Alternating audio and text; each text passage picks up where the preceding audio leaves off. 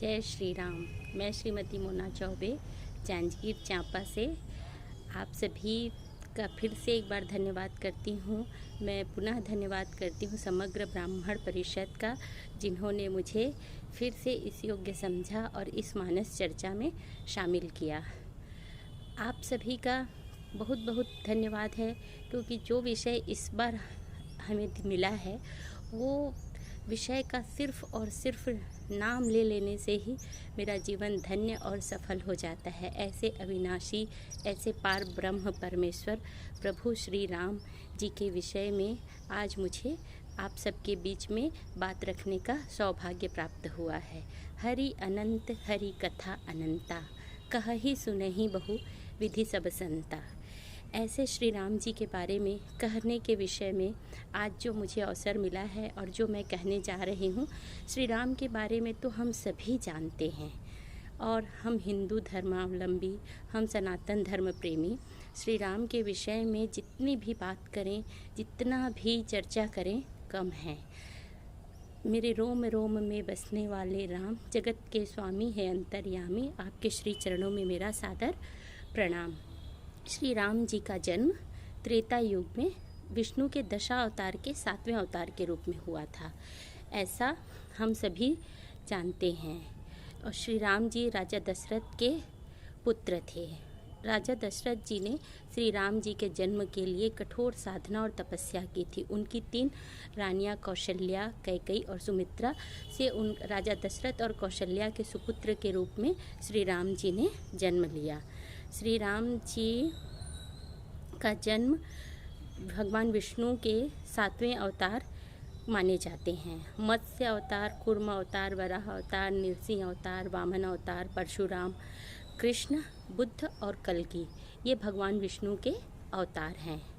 राम का जीवन पराक्रम एवं तपस्या, त्याग, प्रेम और मर्यादा से भरा हुआ है।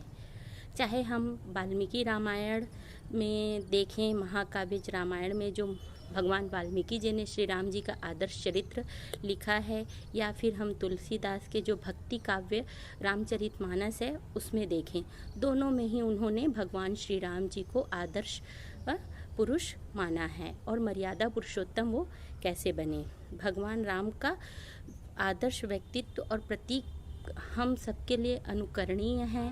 और इसीलिए भारत देश की पहचान प्रभु श्री राम एक नाम ही नहीं है, वो एक आदर्श की, त्याग की, प्रेम की, तपस्या की, सहयोग की एक छाप है, एक मिसाल है। कैसे हम अपने इस बारे में बात करते हैं, इतना समय कम हो रहा है, ऐसे लग रहा है कि मैं कैसे कहाँ से शुरू करूं। अगर हम राम जी की बात करते हैं तो वो जाति से, वर्ग से, समुदाय से सबसे श्रेष्ठ हैं, सबसे पार ब्रह्म परमेश्वर जो साक्षात ईश्वर हैं, और जिन्होंने मानव जन्म लिया और मानव जीवन की विभिन्न परिस्थितियों को कैसे जिया जाता है और कैसे संयम रखा जाता है इसके बारे में बताया। उन्होंने एक आदर्श स्थापित किया मातृभूमि के प्रति। अगर हम श्री राम जी का मातृभूमि प्रेम देखते हैं, जब वो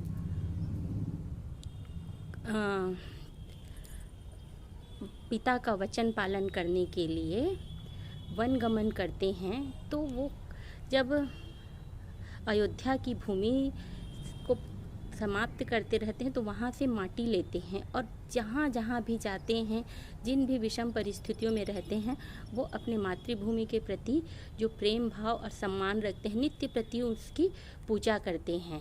तो ये एक उनका जन्मभूमि के प्रति आदर्श, प्रेम, लगाव ही तो स्थापित करता है।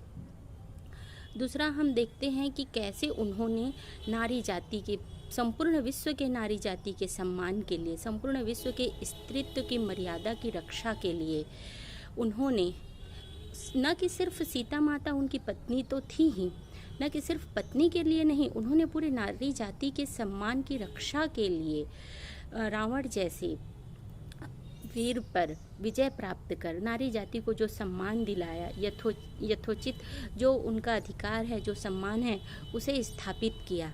ऐसे हैं हमारे प्रभु श्री राम। श्री राम जी का भातृ प्रेम देखिए, अगर हम भगवान जी के विषय में बात करते हैं तो वो तो भगवान हैं, आदि अनंत पार ब्रह्म परमेश्वर हैं। उनके एक इशारे से सब कुछ हो सकता था, लेकिन नहीं, उन्होंने अगर मनुष्य अवतरण लिया और मनुष्य जीवन की जो लीलाएं हैं, क्रियाएं हैं और जो हमें बांध के रखती हैं अपनी मर्यादा में, जो हमें बांध के रखती हैं अपने संस्कारों में, और जो हमें जीवन शैली जीना होता है, उसका उन्होंने एक मर्यादा स्थापित किया। जब भगवान श्री राम जन्म लिए हैं, हम सभी जानते हैं कि उन्होंने अपने कष्ट निवारण के लिए, मनुष्य के उद्धार के लिए, पृथ्वी के उद्धार के लिए, राक्षस जाति के उद्धार के लिए उन्होंने जन्म लिया था। और उनका उद्देश्य ही जगत कल्याण था, विश्व कल्याण करना था। और इसका माध्यम भी उन्होंने अपनी माता कैकेयी जो थी, जिनको हम बहुत ही, हमें सम्मान से, बहुत ही आदर के भाव से माँ कैकेयी को स्मरण करना चाहिए, क्योंकि प्रभु श्री राम अपने जन्म देने वाली माता कौशल्या से भी ज़्यादा प्रेम माता कैकेयी से करते थे, क्योंकि उन्हें पता है यही वो माध्यम है जो जगत कल्याण में मेरा सहायता कर रही हैं। और कैकेयी माता ने ही उन्हें प्रेरित वचनों का स्मरण करा करके राज्य से बाहर जाने के लिए जो माध्यम बनी, और जो आज एक आदर्श और एक मिसाल स्थापित हुआ। तो होई है वही जो राम रचि राखा, को करी तरक बढ़ा वहीं का शाखा। यही वो बात है कि प्रभु श्री राम की यही इच्छा थी, यही वो चाहते थे, और इसीलिए उन्होंने ऐसा माता से करवाया, और इसीलिए वो अपनी जन्म देने वाली माता से भी ज़्यादा वो माता कैकेयी को मानते थे। और जब वो वनगमन से वापस आते हैं 14 वर्ष का वनवास पूरा करके, तो वो सबसे पहले माता कैकेयी से मिलते हैं, और परिवारिक जनों से मिलने, ग्रामजनों से मिलने के पश्चात वो सबसे पहले माता मंथरा के पास जाते हैं, क्योंकि माता मंथरा ही हैं जिन्होंने माता कैकेयी को इन चीज़ों का स्मरण अदृश्य रूप से करवाया था। और वो सभी को क्षमा करते हैं, क्योंकि ये उनकी क्षमाशीलता ही है, ये उनकी दयाशीलता है। जब हमारे प्रभु श्री राम में सभी जीवों को समान भाव से देखने की जो भावना थी, हमें प्रेरित करती है भाईचारे के लिए, समानता के लिए, त्याग के लिए, मर्यादा के लिए, सन्यासी जीवन के लिए। प्रभु श्री राम जब वन में रहते हैं और जब वो सीता माँ से एकांत चर्चा करते हैं, तभी उन्होंने सीता माता को वचन दिया था एक निष्ठ पत्नी व्रत का। और जब सीता माता मर्यादा स्थापित करने में उनका सहयोग देते हुए स्वेच्छा से वनगमन जाती हैं, और तभी भगवान श्री राम जो चक्रवर्ती सम्राट होते हुए भी एकाहारी रहते हैं, फलाहारी रहते हैं और एक सन्यासी जीवन व्यतीत करते हैं। ये उनका नारी जाति के प्रति, पत्नी के प्रति, एक निष्ठ व्रत के प्रति, वचन पालन के प्रति ही तो है। और अगर हम देखें, बात करें हम प्रभु श्री राम की सभी जीवों की समानता का, तो जब सेतु बंधन हो रहा था तो सभी महाबलशाली उसमें सहयोग कर रहे थे, चाहे कि वो हनुमान जी हों, चाहे सुग्रीव जी हों, अंगद हों, नल नील हों, जामवंत जी हों, उन सभी का योगदान तो अविस्मरणीय है ही। लेकिन उसमें एक छोटी सी पात्र है गिलहरी, तो प्रभु श्री राम ने उस गिलहरी के योगदान को भी उतना ही सम्मान दिया जितना इन महाबलियों के योगदान को। ऐसे हैं हमारे प्रभु श्री राम। इनके विषय में जितनी भी बात कही जाए, जितना भी चर्चा किया जाए, क्योंकि श्री राम एक नाम ही नहीं है, ना ही सिर्फ एक मानव जीवन का आदर्श है। प्रभु श्री राम तो आदि अनंत हैं।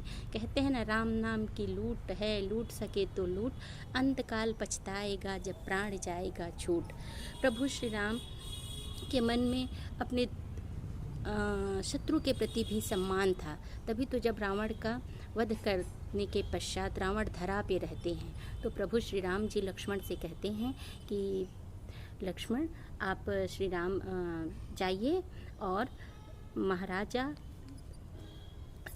दशरथ के चरण स्पर्श कर उनसे ज्ञान और नीति की बातें सीखिए, क्योंकि वो जानते हैं कि रावण का भी उद्धार होना है, और वो रावण से जो नीति और ज्ञान लक्ष्मण जी को देना चाहते थे, वो उनका यहाँ पे आशय था।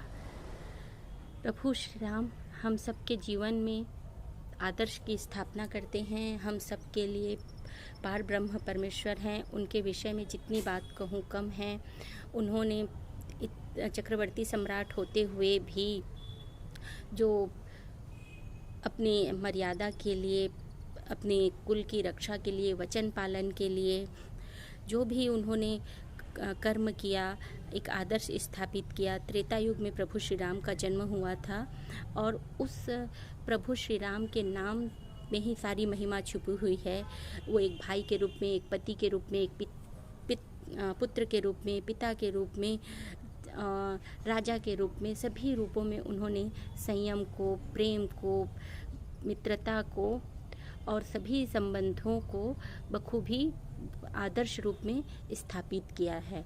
ऐसे श्री राम जी के बारे में जितनी भी बात करूं कम है।